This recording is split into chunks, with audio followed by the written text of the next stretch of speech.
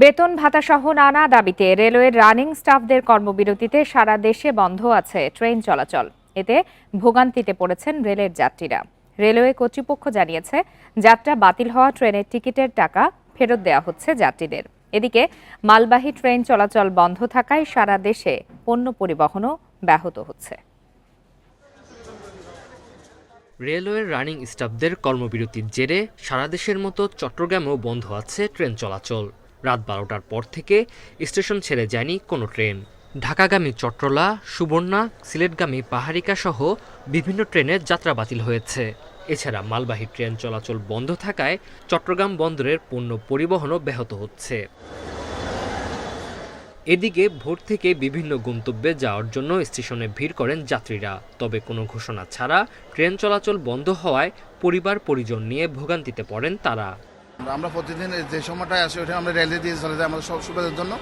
এখন আজকে আমাদের কোনো মেসেজই দেয় নেই। খুব জরুরি কাজ ছিল ঢাকাতে 2টার সময়, তো আমি তো ভোগান্তিতে পড়ে গেলাম। রাজশাহীতেও লোকাল, আন্তনগর, মেল সহ সব ধরনের ট্রেন চলাচল বন্ধ। ভোরে স্টেশনে অপেক্ষায় ছিলেন শত শত যাত্রী। এ সময় কিছু দুর্বৃত্ত টিটিইর কক্ষসহ ট্রেন ভাঙচুর করে। বিশৃঙ্খলা এড়াতে স্টেশনে অবস্থান নেন আইনশৃঙ্খলা বাহিনীর সদস্যরা। রাজশাহী স্টেশনে অনেক ঘোলাটে হয়েছিল, সেখানে আমাদের নিরাপত্তা বাহিনী, জিআরপি, আমাদের পার্শ্ববর্তী থানার পুলিশ এবং সেনাবাহিনী আসার পর পরিস্থিতি আমাদের শান্ত। রানিং স্টাফদের কর্মবিরতিতে স্থবির হয়ে পড়ে খুলনা রেল স্টেশন। সকালে স্টেশনে এসে ট্রেন বন্ধের খবরে ফিরে যান যাত্রীরা। যাত্রীদের টিকিটের টাকা ফেরত দেওয়া হচ্ছে জানিয়েছে রেল কর্তৃপক্ষ। অনেক সকাল 6টার সময় এখানে এসে 1.5 ঘন্টা বসে থাকার পর এখন বুঝতে ফেরত চলে যান। এখন কিভাবে যাবো, এটা একটা দুশ্চিন্তার ব্যাপার। যাত্রীর জন্য কোনো ভোগান্তি না হয় সেক্ষেত্রে যাত্রী আসা মাত্রই কাউন্টার থেকে টিকিট রিফান্ড করার জন্য তাদেরকে বলা হচ্ছে যে টাকাতে টিকিট করা গেছে সেই টাকা যাত্রীকে ফেরত দেওয়া হচ্ছে, এবং যারা অনলাইনে টিকিট ক্রয় করছে তারা অনলাইনে টিকিট রিফান্ড করছে। সিলেট থেকে ট্রেন চলাচল বন্ধ হওয়ায় সকাল থেকে স্টেশনে দেখা যায় যাত্রীদের ভিড়। হঠাৎ করে যাত্রা বাতিল হওয়ায় ক্ষোভ জানান তারা। এখানে আসার পর আমাদেরকে বলতেছে টিভিতে দিছে নাকি আজকে, তো টিভিতে আজকে যদি দেয় আমরা সকালে যারা আসছি তো আমরা কোথায় যাব? রেল বন্ধ, কিন্তু আমার তো ট্রেনিং বন্ধ হয়নি। এখন আমি কিভাবে যে যাব সেটাই চিন্তা করতেছি। গাজীপুর সহ সারা দেশে সব ধরনের ট্রেন চলাচল বন্ধ থাকায় দুর্ভোগে পড়েন হাজার হাজার যাত্রী। Tanzil Hasnat, independent news. রেলওয়ের রানিং স্টাফদের কর্মবিরতিতে ভেঙে পড়েছে রেল সেবা। সোমবার মধ্যরাতের পর থেকে রাজধানী ঢাকা সহ বিভিন্ন রুটে বন্ধ আছে সব ধরনের ট্রেন চলাচল। এতে চরম ভোগান্তিতে পড়েছেন যাত্রীরা। সমস্যা সমাধানে আলোচনার আহ্বান জানিয়েছেন রেলপথ উপদেষ্টা। পাশাপাশি জনগণকে জিম্মি করে দাবি আদায়ের চেষ্টা হলে ব্যবস্থার হুঁশিয়ারি তাঁর। এদিকে দাবি আদায় না হওয়া পর্যন্ত কর্মবিরতির ঘোষণা দিয়েছেন রেলওয়ের কর্মীরা। রেলওয়ের রানিং স্টাফদের কর্মবিরতিতে সোমবার মধ্যরাত থেকে সারা দেশে ট্রেন চলাচল বন্ধ। কমলাপুরে অলস পড়ে আছে আন্তনগর সহ বিভিন্ন রুটে চলাচল করা সব ট্রেন। এদিকে হঠাৎ করে ট্রেন চলাচল বন্ধ হওয়ায় সকালে ভোগান্তিতে পড়েন যাত্রীরা। সকাল 6টার পরে তারা অ্যানাউন্স করছে যে টাকা রিটার্ন দেওয়া হবে, রেল সাময়িক বন্ধ। কারণ আমাদের টাকাও রিটার্ন আমরা পাচ্ছি না, আমরা কিভাবে যাব ব্রাহ্মণবাড়িয়াতে তারও কোনো হদিস পাচ্ছি না। আমি তো অফিসে করতে পারছি না, এখন যেতেও পারছি না। কোনো একটা ওয়ে বের করতে হবে, এবং এই যে অনভিপ্রেত একটা ঘটনা, এটার জন্য আসলে আমরা খুবই হতাশ। এমন পরিস্থিতিতে কমলাপুর আসেন রেলপথ উপদেষ্টা মোহাম্মদ ফাউজুল কবির খান। এ সময় তাকে ভোগান্তির কথা জানান যাত্রীরা। উপদেষ্টা গণমাধ্যমকে জানান, অর্থ বিভাগ ইতিমধ্যে রানিং স্টাফদের অনেক দাবি মেনে নিয়েছে। যাত্রীদের জিম্মি করে কর্মবিরতি অযৌক্তিক বলেন তিনি। সরকারকে বাধ্য করে দাবি আদায়ের চেষ্টা হলে অন্য ব্যবস্থার হুঁশিয়ারি তার। অর্থ বিভাগ এটা বহুলাংশেই এটা পূরণ করে দিয়েছেন। এত সত্ত্বেও যে তারা যে কর্মবিরতি রাখছেন এটা কিন্তু খুবই দুঃখজনক, এবং এটাতে তো অসুবিধা তো হচ্ছে সাধারণ যাত্রী সাধারণের।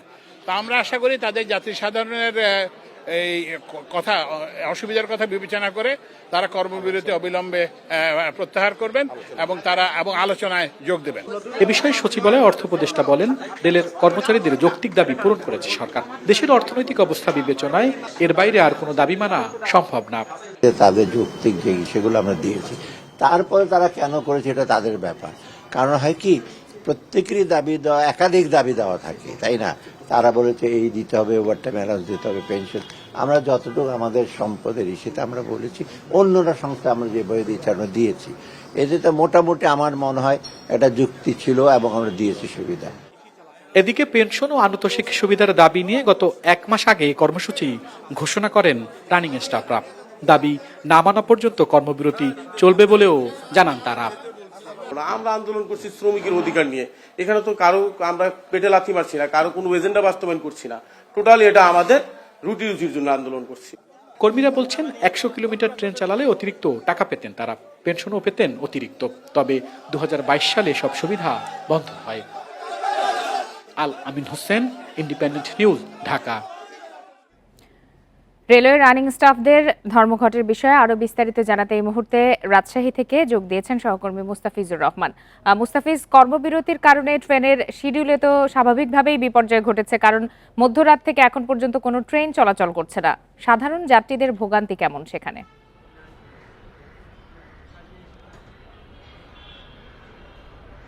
দেখুন, রাত 12টার পর থেকে রাজশাহী রেল স্টেশন থেকে অর্থাৎ পশ্চিমাঞ্চল রেলওয়ের পশ্চিমাঞ্চল জোন থেকে একটিও ট্রেন ছেড়ে যায়নি। অর্থাৎ যদি বলা হয়ে থাকে রাজশাহী স্টেশন থেকে এখন পর্যন্ত প্রায় 10টি ট্রেন ছেড়ে যাওয়ার কথা থাকলেও কিন্তু একটিও ট্রেন ছেড়ে যায়নি। এর মধ্যে ঢাকাগামী 3টি আন্তনগর ট্রেন ছিল, রাজশাহী থেকে ঢাকাগামী 3টি আন্তনগর ট্রেন ছিল, কমিউটার ছিল, লোকাল ছিল।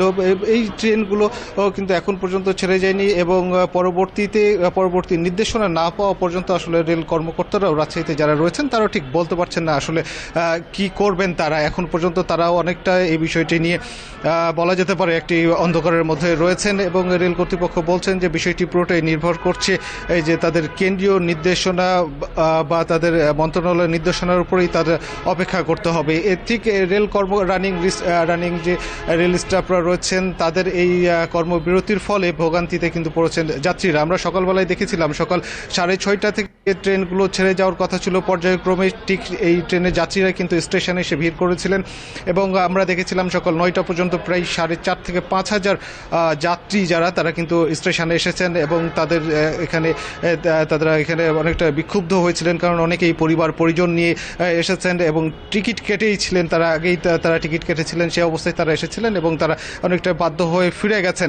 যদিও এখানে রেল কর্তৃপক্ষ বলেছিলেন যে ট্রেনগুলো যাত্রা বাতিল করা হয়েছে সেই ট্রেনগুলো যারা অনলাইনে টিকিট কেটেছে তারা অনলাইনে তাদের টিকিটটাই রিফান্ড পাবেন এবং যারা স্টেশনে এসে টিকিট কেটেছিলেন তারা স্টেশন থেকে সমপরিমাণে অর্থ তারা নিয়ে যাবেন, অর্থাৎ এখানে কোনো টাকা কাটা হবে না, এটি কিন্তু রেল কর্তৃপক্ষ বলেছেন। এবং এর মধ্যে আমরা দেখেছিলাম যে যারা যাত্রীরা রয়েছেন যাদের যাত্রা বাতিল হয়ে গেছে তারা কিন্তু তাদের সেই টাকাগুলো নিয়ে গেছেন এবং এখন পর্যন্ত রেল স্টেশনে আমরা যদি বলি যে পর্যাপ্ত পরিমাণে আইন শৃঙ্খলা বাহিনীর সদস্যরা বা রেলের যে নিজস্ব নিরাপত্তা বাহিনী জানতে চাই, কমলাপুর রেল স্টেশনে আমরা দেখেছি যে যাত্রীদের জন্য বিআরটিসির বাসের ব্যবস্থা করা হয়েছে যাতে তারা নির্দিষ্ট গন্তব্যে যেতে পারেন। রাজশাহীতে কি সে ধরনের কোনো ব্যবস্থা এখন পর্যন্ত চোখে পড়েছে?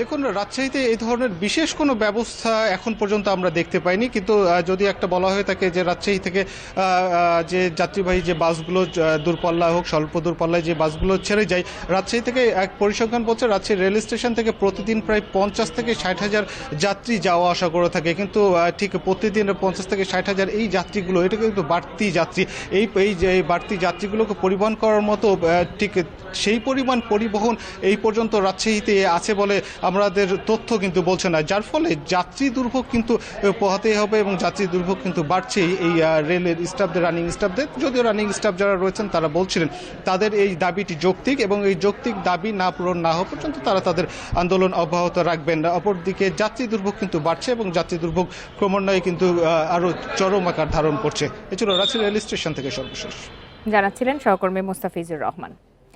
এবারে একই বিষয়ে জানাতে এই মুহূর্তে কমলাপুর রেল স্টেশন থেকে যোগ দিয়েছেন সহকর্মী আলামিন হোসেন। সরাসরি চলে যাচ্ছি তার কাছে।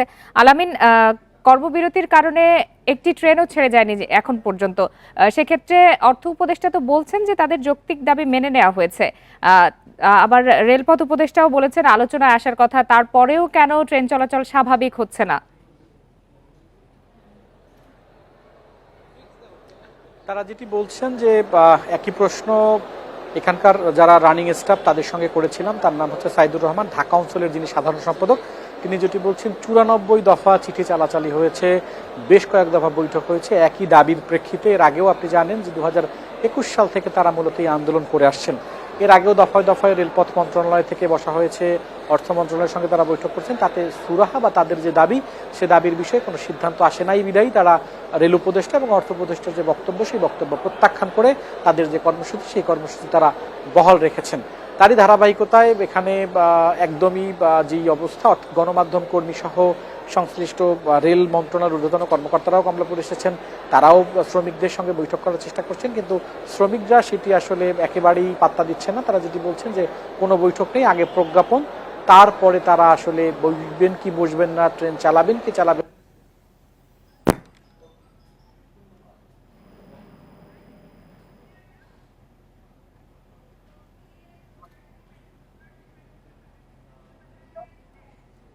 দুঃখিত, সহকর্মী আলামিনের সাথে আমাদের সংযোগটি বিচ্ছিন্ন হয়ে গেছে। চলে যাচ্ছে পরের খবরটিতে। ট্রেনের যাত্রীদের ভোগান্তি কমাতে বিআরটিসি বাস সার্ভিসের ব্যবস্থা করা হয়েছে বলে জানিয়েছেন সংস্থাটির চেয়ারম্যান তাজুল ইসলাম। সকালে কমলাপুর রেল স্টেশনে গিয়ে সাংবাদিকদের তিনি এসব কথা জানান। তাজুল ইসলাম জানান, ট্রেনের টিকিট দেখিয়েই তাদের গন্তব্যে যেতে পারবেন যাত্রীরা। ঢাকা থেকে চট্টগ্রাম, রাজশাহী সহ 7টি গন্তব্যে ট্রেনের যাত্রীরা বিআরটিসি বাসে যেতে পারবেন। ট্রেন বন্ধ থাকায় দুর্ভোগে পড়লেও বাস সার্ভিস চালু হওয়ায় স্বস্তি জানিয়েছেন যাত্রীরা। কমলাপুর থেকে এরই মধ্যে 2টি বাস ছেড়ে গেছে, আরও কয়েকটি বাস অপেক্ষা করছে। এছাড়াও বিমানবন্দর স্টেশনে 10টি বাস রাখা হয়েছে। রেলের রানিং স্টাফদের কর্মবিরতির কারণে মধ্যরাত থেকে সারা দেশে ট্রেন চলাচল বন্ধ রয়েছে। ঢাকা, চট্টগ্রাম, ঢাকা ময়মনসিংহ, ঢাকা খুলনা, অর্থাৎ এইসব রুটে যেসব প্যাসেঞ্জার, সম্মানিত প্যাসেঞ্জাররা যাদের রেলের টিকিট আছে, ওই নতুন করে তাদের টিকিট লাগবে না, তারা ওই টিকিট দিয়ে তারা বিআরটিসি গাড়িতে যেতে পারবে। নাশকতা মামলার আসামি খুলনার ট্যাঙ্ক লরি শ্রমিক নেতাকে গ্রেপ্তারের প্রতিবাদে তৃতীয় দিনের মতো ধর্মঘটে শ্রমিকরা। এতে খুলনা সহ 16 জেলায় জ্বালানি তেলের সংকট দেখা দিয়েছে। বেশ কয়েকটি প্রতিষ্ঠান এরই মধ্যে তেল বিক্রি বন্ধ করে দিয়েছে। ভোগান্তিতে পড়েছেন সাধারণ মানুষ। জনসাধারণকে জিম্মি করে এ ধরনের আন্দোলনকে অযৌক্তিক মন্তব্য করে তা দ্রুত বন্ধের আহ্বান ভুক্তভোগীদের। বিএনপি অফিস ভাঙচুরের মামলায় খুলনা বিভাগীয় ট্যাংলরি শ্রমিক ইউনিয়নের সাধারণ সম্পাদক আলী আজিমকে গ্রেপ্তার করা হয় রোববার দুপুরে। এর পরপরই বিক্ষোভে নামেন ট্যাংলরি শ্রমিকরা। বন্ধ করে দেয়া হয় পদ্মা, মেঘনা ও যমুনার ডিপো থেকে জ্বালানি তেল উত্তোলন ও পরিবহন। আন্দোলনের শুরুতে তেলের সংকট দেখা না দিলেও তৃতীয় দিনে এসে পাম্পগুলোতে দেখা দিয়েছে জ্বালানি তেলের সংকট। তেল সরবরাহ ও পরিবহন বন্ধ থাকায় নগরীর বেশিরভাগ পাম্পগুলোতে তেলের সংকট দেখা দিয়েছে। এই যে পাম্পে তেল দিচ্ছে না, আমরা অনেক ভুক্তভোগী। যে এখন আমি পরানার নিয়ে যাব ডিউটিতে, সে মংলা চলে যাবে, এখন তেল পাচ্ছি না, গাড়ি তো আমার ফুয়েল নাই। তেল নিতে এসে ভোগান্তিতে পড়ছে সাধারণ মানুষ। বলছেন, মানুষকে জিম্মি করে এ ধরনের আন্দোলন বন্ধ হওয়া উচিত। ছোট ছোট ইস্যুগুলোকে কেন্দ্র করে সাধারণ পাবলিককে এরকম জিম্মি করাটা আমার মতে ঠিক না। পাম্প সংশ্লিষ্টরা বলছেন, গত 2 দিনে ডিপো থেকে তেল উত্তোলন করা যায়নি। এতে মজুদের বেশিরভাগ তেলই শেষ হয়ে গেছে। ডিপো থেকে তেল আসছে না, আমাদের যতটুকু রিজার্ভ আছে সেভাবে বিক্রি করছে, যতক্ষণ থাকবে ততক্ষণ বিক্রি করতে পারবো, না হলে বন্ধ। ময়লার পরিষ্কার করে সিটি কর্পোরেশনে ওই গাড়িগুলো শুধু দেওয়ার জন্য অল্প কিছু তেল হয়তো আছে, খুব তাও তাড়াতাড়ি শেষ হয়ে যাওয়ার সম্ভাবনা। শ্রমিক নেতাদের দাবি, আলী আজিম ষড়যন্ত্রমূলক মামলায় গ্রেপ্তার। তাকে মুক্তি ও নেতাদের নামে মামলা প্রত্যাহার না হওয়া পর্যন্ত আন্দোলন চলবে। বাদী গতকালও কোর্টে যে জবানবন্দি দিয়েছে যে আমাদের এই লোক আসামি না, তারপরও কোর্ট আমাদেরকে জামিন দেয় নাই। আমাদের শ্রমিকদের একটাই দাবি যে আমাদের সেক্রেটারি মিথ্যা মামলা, সেই মামলা প্রত্যাহার সহ তাকে যদি জামিন দেওয়া না হয় তাহলে আমরা গাড়ি চালাবো না। বিএনপি অফিসে ভাঙচুরের অভিযোগে খালিশপুর থানায় 21 আগস্ট খুলনা বিভাগীয় ট্যাংলরি শ্রমিক ইউনিয়নের কার্যকরী কমিটির 4 সদস্য সহ 12 জনের বিরুদ্ধে মামলা হয়। অভিজিৎ পাল, ইন্ডিপেন্ডেন্ট নিউজ, খুলনা। বাংলাদেশে নির্বিচারে গ্রেপ্তার এবং প্রতিশোধমূলক সহিংসতা বন্ধের জন্য অন্তর্বর্তী সরকারের প্রতি আহ্বান জানিয়েছে আন্তর্জাতিক মানবাধিকার সংস্থা হিউম্যান রাইটস ওয়াচ। সেটি না হলে সংস্কারের জন্য অন্তর্বর্তী সরকারের নেয়া কিছু গুরুত্বপূর্ণ পদক্ষেপ ব্যাহত হতে পারে। জুলাই গণঅভ্যুত্থান পরবর্তী বাংলাদেশের মানবাধিকার পরিস্থিতি নিয়ে HRW এর 50 পৃষ্ঠার প্রতিবেদনে এসব কথা বলা হয়েছে। সংস্থাটি বলছে, পুরানো নিপীড়নমূলক ভূমিকায় ফিরেছে আইনশৃঙ্খলা বাহিনী, যা বাংলাদেশের জন্য সংকট ডেকে আনবে।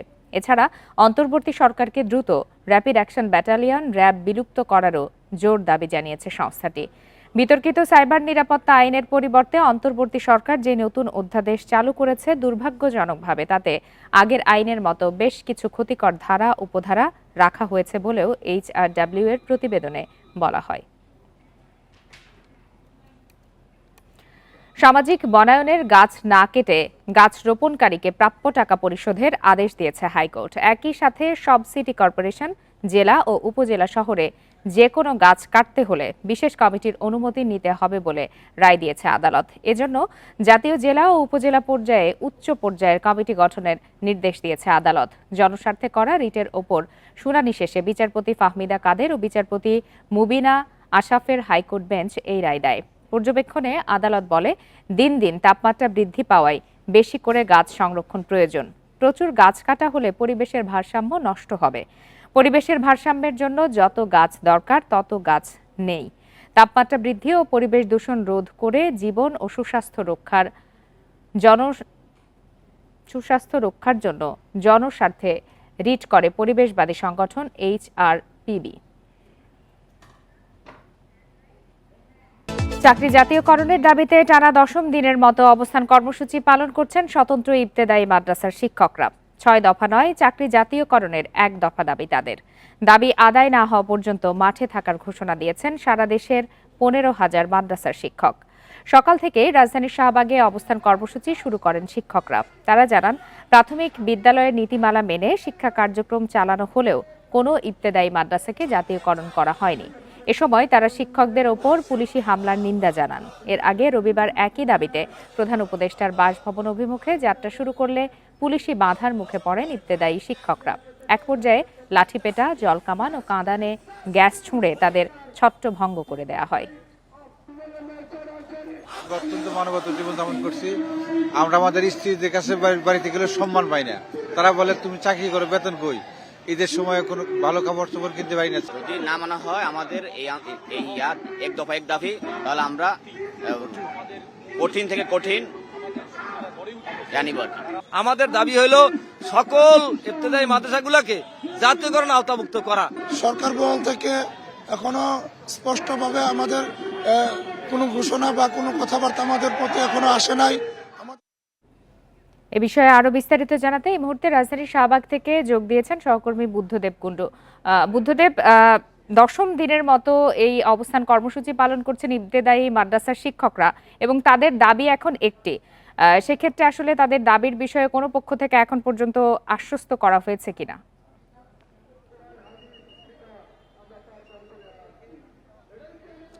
লোপা, আপনি জানেন যে গত 19 জানুয়ারি থেকে জাতীয় প্রেস ক্লাবের সামনে এই ইবতেদায়ী মাদ্রাসার শিক্ষকরা অবস্থান কর্মসূচি পালন করতে থাকে এবং গত রোববার তারা একটি স্মারকলিপি নিয়ে প্রধান উপদেষ্টার কার্যালয় বরাবর যেতে নিলে শাহবাগ মোড়ে কিন্তু পুলিশের বাধার সম্মুখীন হয় এবং তখন জলকামান এবং লাঠিচার্জ করে। এরপরে এই চারুকলা ইনস্টিটিউটের সামনে কিন্তু রোববার থেকে আজ 3 দিন, তৃতীয় দিনের মতো তারা অবস্থান কর্মসূচি পালন করছে এবং আগে তাদের 6 দফা দাবি ছিল। এরপরে কিন্তু সেই 6 দফা দাবি থেকে তারা সরে এসে 1 দফা দাবি, অর্থাৎ ইবতেদায়ী মাদ্রাসার যে শিক্ষকরা আছে তাদের যে জাতীয়করণ করা হয়নি এতদিনেও, তারা বিনা বেতনে, বেশিরভাগ শিক্ষক বিনা বেতনে এখানে তাদের জীবিকা নির্বাহ করছে। আপনাকে একটি তথ্য জানিয়ে রাখি যে বাংলাদেশে প্রায় কোডভুক্ত 9,000 এবং অন্যান্য আরও 5,000, 14,000-এর মতো এখানে মাদ্রাসা ইবতেদায়ী যে মাদ্রাসা শিক্ষকরা যেখানে কর্মরত রয়েছে 14,000 রয়েছে। এছাড়া কিন্তু মাত্র 1,500 জনকে ভাতা দেওয়া হয়, 1,519টি অনুদান দেওয়া হয়, আর বাকিগুলো কিন্তু একদমই বিনা বেতনে তাদের শিক্ষকতা চালিয়ে যাচ্ছে। এখানে কর্মরত যারা রয়েছে তাদের সঙ্গে আমরা কথা বলেছি। তারা যেমনটি বলছেন যে যেহেতু কোনো টাকা পয়সা পায় না, পরিবার থেকে কিন্তু তাদেরকে সবসময় চাপ দেওয়া হয় যে কেন সেখানে মাদ্রাসায় যাচ্ছে এবং সমাজেও কিন্তু তারা বিভিন্ন নানা সমস্যার কথা আমরা শুনে আসছি। আমি জানতে চাচ্ছিলাম যে তাদের এই দাবির বিষয়ে এখন পর্যন্ত কোনো পক্ষ থেকে কি কোনো ধরনের আশ্বাস দেওয়া হয়েছে কিনা?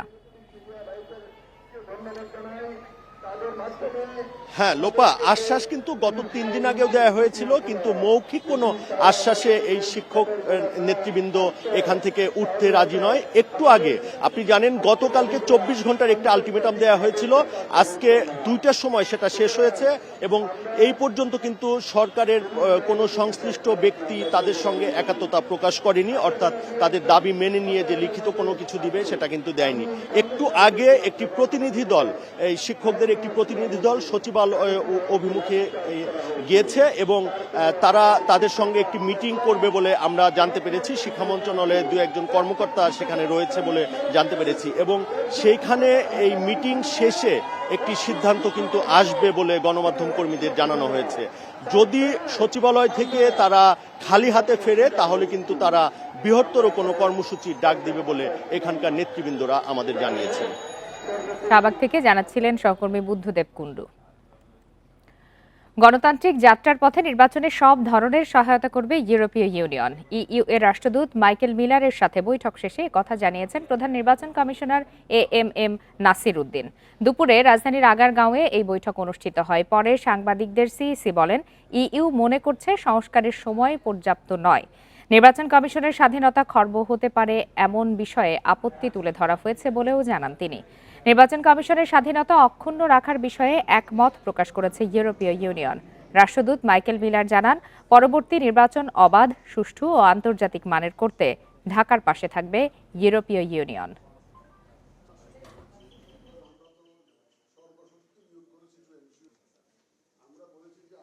বাংলাদেশের এই অগ্রযাত্রায় ওনারা সাহায্য করতে প্রস্তুত, সব ধরনের সহায়তা ওনারা দিতে প্রস্তুত।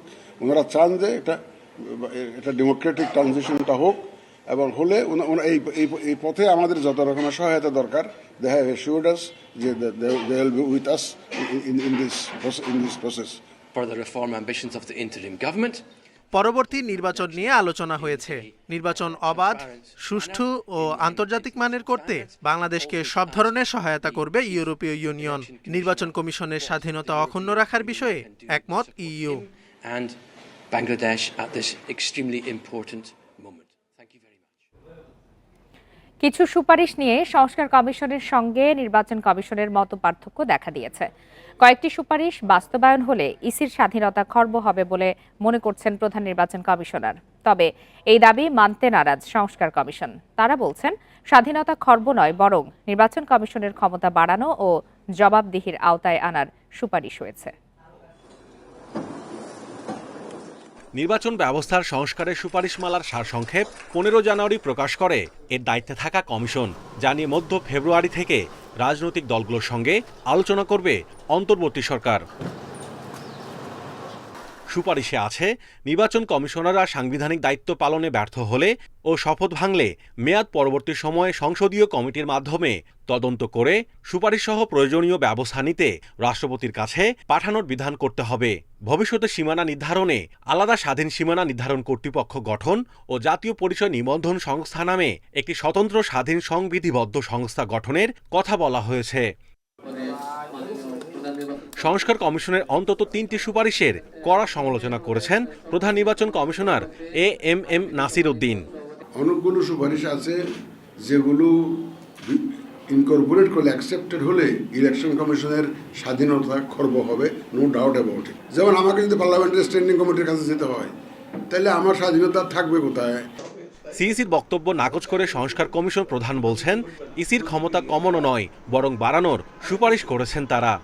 আমরা নির্বাচন কমিশনের ক্ষমতায়িত করার চেষ্টা করেছি এবং তারা যাতে তাদের দায়িত্বগুলো সুচারুরূপে সম্পন্ন করতে পারে তাই আমরা করার চেষ্টা করেছি। সীমা নির্ধারণ একটা প্রায়োগিক কাজ, টেকনিক্যাল কাজ, এবং এটার সঙ্গে পরিসংখ্যানবিদ, ভূগোলবিদ, জনমিতিকার এদের ইনভলভমেন্ট দরকার হয় এবং এটা ইলেকশন কমিশন যখন করে তখন এক ধরনের বিতর্ক সৃষ্টি হয়, যেটা আমরা গত 15 বছরে অনেকবার দেখেছি। এবং এগুলো যদি বাস্তবায়ন হয়, ইলেকশন কমিশন প্রকৃত অর্থে একটা শক্তিশালী ইলেকশন কমিশনে রূপান্তরিত হবে। অতীতে দায়বদ্ধতার সুনির্দিষ্ট কোনো জায়গা না থাকায় নির্বাচন কমিশন নির্বাচনী অপরাধ করেও পার পেয়েছে। এই চিন্তা থেকেই ইসিকে দায়বদ্ধ করার সুপারিশ করা হয়েছে বলে মনে করে সংস্কার কমিশন। স্বাধীনতা মানে তো আমার যা ইচ্ছে তাই আমি করবো, তা হতে পারে না। এবং এই রকম একটা মেকানিজম যদি থাকতো তাহলে হয়তো অতীতে যে নির্বাচনগুলো হয়েছে সেই নির্বাচন যারা করেছেন তারা কিন্তু নিজেদেরকে প্রশ্ন করতেন যে আমাদেরকে কেউ দেখছে, মনিটরিং করছে। একটা বডি আছে, তখন তারা এই ধরনের নির্বাচন করার সাহস পেত না, হয়তো অনেকে পদত্যাগ করে চলেও যেত। ইসির জনবল ও বাজেটের দায়িত্ব সংসদীয় কমিটির হাতে দেওয়ার সুপারিশ নিয়েও মতবিরোধ দেখা দিয়েছে সিইসি ও সংস্কার কমিশনের মধ্যে। Mahmudul Hasan, independent News, Dhaka. S আলমের দুর্নীতি সহ বিভিন্ন কারণে দুর্বল ব্যাংকগুলোর গ্রাহকের আমানতের সুরক্ষা দেবে কেন্দ্রীয় ব্যাংক। এই প্রতিশ্রুতি দিলেন বাংলাদেশ ব্যাংকের governor doctor Ahsan H Mansur. তবে টাকা উদ্ধারে অপেক্ষা করতে হবে বলেও জানান তিনি। সকালে রাজধানীর সিরডাপ মিলনায়তনে ক্ষুদ্র ঋণ বিষয়ে এক কর্মশালায় একথা বলেন তিনি। 22টি মন্ত্রণালয়ের মাধ্যমে ক্ষুদ্র ঋণ পরিচালনার যৌক্তিকতা নিয়েও প্রশ্ন তোলেন গভর্নর। দেশের প্রান্তিক জনগোষ্ঠীর 7 কোটি মানুষ ক্ষুদ্র ঋণ নিয়ে বিভিন্ন ধরনের ব্যবসা ও কর্মসংস্থানে জড়িত। গেল অর্থ বছরে 26,000-এর বেশি শাখা থেকে 3 লাখ কোটি টাকা ক্ষুদ্র ঋণ দেওয়া হয়েছে। তবে এর আওতার বাইরে রয়ে গেছে শহরের বিশাল অংশের মানুষ। ক্ষুদ্র ঋণ কার্যক্রমের এমন নানা অসঙ্গতির কথা উঠে আসে মাইক্রো ক্রেডিট রেগুলেটরি অথরিটির আলোচনায়। ঋণ বিতরণের উৎপাদন খাতে জোর দেওয়ার পাশাপাশি ঋণের টাকা মনিটরিংয়ে জোর দেন বক্তারা। বাংলাদেশ ব্যাংকের গভর্নর বলেন, এস আলম সহ দুর্বল ব্যাংকে টাকা রেখে যারা বিপাকে আছেন তাদের টাকা উদ্ধারে ব্যবস্থা নেওয়া হবে। আমি ব্যক্তিগতভাবে 10 বছর আগে থেকে বলছিলাম যে এস আলমের ব্যাংকে আপনারা টাকা রাখবেন না, আপনারা রাখছেন। রাখার পরে এখন ধরা খেয়েছেন 2% ইন্টারেস্ট বেশি দিচ্ছে, এখন ধরা এখন আপনাদেরকে উদ্ধার আমরা করবো, কিন্তু একটু সময় দিতে হবে। 22টি মন্ত্রণালয়ের মাধ্যমে ক্ষুদ্র ঋণ পরিচালনা কার্যক্রমের যৌক্তিকতা নিয়ে প্রশ্ন তোলেন গভর্নর। সমবায় সমিতির যে প্রভাব এবং এটা একটা আনরেগুলেটেড একটা মার্কেট হয়ে গেছে। সমবায় যে ডিপার্টমেন্ট তাদের কোনো ক্যাপাসিটি বলতে কিছু নাই, তারা কিছু করতে পারবে না, কিন্তু একটা লাইসেন্স দিয়ে দিচ্ছে। ফলে এটা যেটা হচ্ছে স্ক্যাম তৈরি হচ্ছে বিভিন্ন রকমের, এবং আমাদের এটাকে দেখতে হবে। ক্ষুদ্র ঋণ কার্যক্রমের জবাবদিহিতা নিশ্চিতের পাশাপাশি সব তথ্য ডাটাবেজে যুক্ত করার তাগিদ দেন governor. Shafil Alam Sujan, Independent News, Dhaka. দ্বিপাক্ষিক কূটনীতিতে বিশেষ অবদান রাখায় 2023 সালের বাংলাদেশ ডিপ্লোম্যাটিক এক্সেলেন্স মেডেল পেয়েছেন ঢাকায় নিযুক্ত সৌদি আরবের রাষ্ট্রদূত ইসা ইউসুফ ইসা আল দুহাইলান। রাষ্ট্রদূত জানান, তাঁর দায়িত্বের 5 বছরে প্রায় 22 লাখ বাংলাদেশি শ্রমিক সৌদি আরবে গেছেন। সকালে ফরেন সার্ভিস একাডেমিতে পররাষ্ট্র মন্ত্রণালয়ের উদ্যোগে আয়োজিত অনুষ্ঠানে ইসা ইউসুফের হাতে পুরস্কার তুলে দেন পররাষ্ট্র উপদেষ্টা তৌহিদ হোসেন। দ্বিপক্ষীয় সম্পর্কের ব্যাপ্তি ও বাংলাদেশে সৌদি বিনিয়োগ বাড়ানোর পাশাপাশি দেশটিতে কর্মী যাওয়ার ক্ষেত্রে তাঁর অবদানের জন্য এই স্বীকৃতি দেয়া হলো। এ সময় অবকাঠামো, নবায়নযোগ্য জ্বালানি নিরাপত্তা খাতে বরাবরের মতো বাংলাদেশকে সহায়তার জন্য সৌদি সরকারকে আহ্বান জানান পররাষ্ট্র উপদেষ্টা। সৌদি রাষ্ট্রদূত বলেন, তাঁর সরকার ওমরাহ, শ্রমিক, সংস্কৃতি, পর্যটন নিয়ে বাংলাদেশের পাশে থাকবে।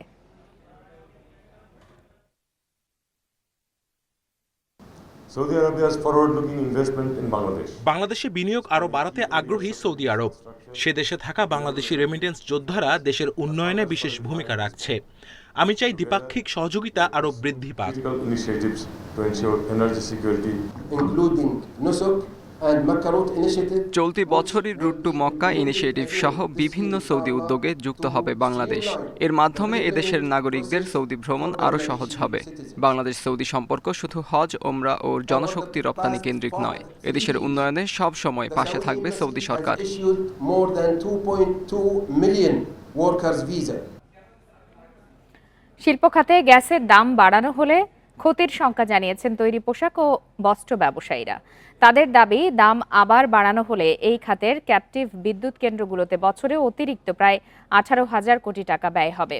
দীর্ঘমেয়াদে এর নেতিবাচক প্রভাব পড়বে দেশের অর্থনীতিতে।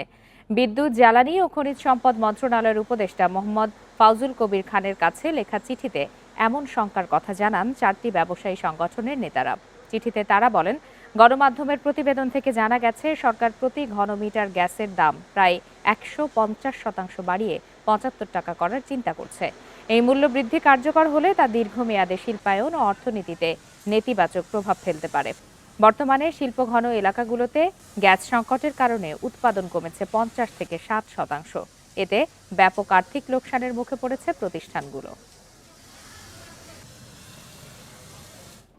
শেষ করছি আজকের বিরতিহীন সংবাদ দুপুর। এতক্ষণ সাথে থাকার জন্য সবাইকে ধন্যবাদ।